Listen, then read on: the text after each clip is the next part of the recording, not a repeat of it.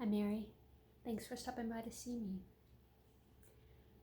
So, if I can reiterate what you're saying, you've got these two clients and you're not sure exactly what to do to help them. You said Anissa is a mom who's been out of the career field for a few years and she'd like to go back to work and do something different than what she was doing before, but she doesn't know exactly what. Is that correct? Okay, and then the other one, Steve. Yeah, you said he's the one who's a freshman in high school and his parents are putting a ton of pressure on him to start to choose a career field and figure out what he's going to do for college already, right? Okay, so those two clients that you're dealing with, and you're looking for something that could help both of them. I don't know if I have something that will help both of them. Have you heard of, did Clark tell you about that inventory called the Minnesota Importance Questionnaire? MIQ is what it usually goes by. Yeah. Yeah, I think Clark was mentioning that in a meeting. And so you're wondering if that would be good for either or both of these clients, Anissa and Steve. So I've used it a few times myself, but let me just give you a brief summary and then you can decide if you think it would be worthwhile for either of them. I kind of have my own recommendations, but of course I'll let you exercise your judgment too. So basically, this philosophy that it's built on, the theory that it's built on, says that we want to put workers in the environment that's going to be the best match for them based on their needs and their values and how that corresponds then with the conditions of the job and the overall job requirements, the skills and abilities that are needed to complete that job. So I like it because it's just kind of this way to look at the overall being of the person and what they need and the overall scope of the job, typically speaking, and how they may or may not fit into that. So we see these connections, and in the assessment they actually call it correspondence, like high correspondence or low correspondence, and how well you might potentially fit into that, your client might potentially fit into that kind of career or job position. So the purpose of it then is to help people who are going through work adjustments primarily. Obviously, people who are going into a career field for the first time can still benefit from it, but people I would think who had some working experience might benefit even more or might have even a stronger idea of what it is that they want out of a job or what they did or didn't like about their previous jobs. However, it can be used both with people who have worked before and people who haven't worked before. It focuses on 20 work-related needs like security and compensation and creativity, and also 6 underlying values like comfort and status and autonomy. And it ranks people according to their responses in those things, and then it cross references with all of these different jobs and how those needs and those values fit into those different jobs.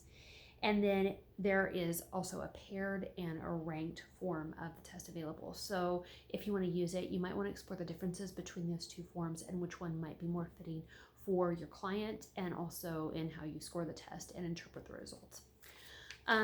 If you're wondering about the validity and the reliability of the test is said to be quite reliable, especially in the test and retest reliability. The validity of the test is also said to be quite high, both in face and construct validity. So that means, typically speaking, it's said to measure what it was supposed to measure. And if you're concerned more about that, there is a technical manual that you can go to and you can study about it or read it if you have insomnia some night. So appropriate uses. There are people who use this in individual situations with counseling. There are people who give it to whole groups and administer it to whole groups at a time, and it's flexible for that.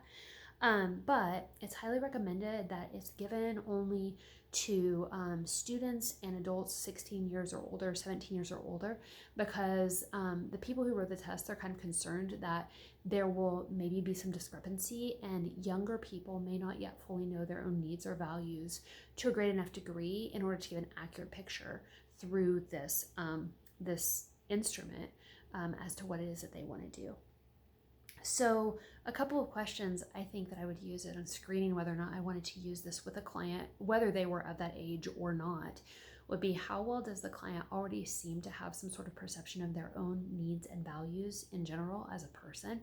And then also what type of personality do they have? Because it's also said in the manual for this test, they said something about how if a person is a more highly flexible person naturally, they're often going to have a better response in terms of taking the applied results of the test and actually trying one of those career fields and going for it and having greater success in the end. So this may or may not be fitting for somebody based on their age, based on their own self-perception, based on their own personality.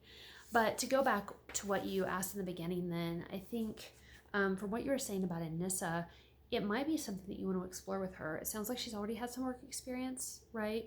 And she just wasn't happy with that field she was in before, and she'd like to explore other things, but she doesn't know where to start in terms of her education, in terms of further working and what would be a good fit for her. So from what you've described of her, I think this might be something to explore with her. But for Steve, because he's only 14, did you say? Yeah. And he's receiving a lot of pressure from his parents, but it may not be that he can accurately say exactly what he needs or what his values are.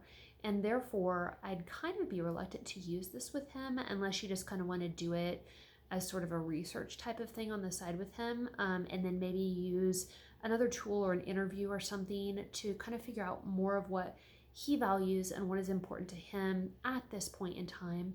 Then perhaps in another year or two, if you're still working with him, you could come back to it and see if at that point he had a little bit more of a fixed idea of what he wanted to do and wasn't just riding this wave because of the pressure that was put on him by his parents. So I hope that helps you. If you have other questions about the MIQ, feel free to reach out to me, or any of us will do our best, those of us who have administered it, to try to answer your questions and to help you out.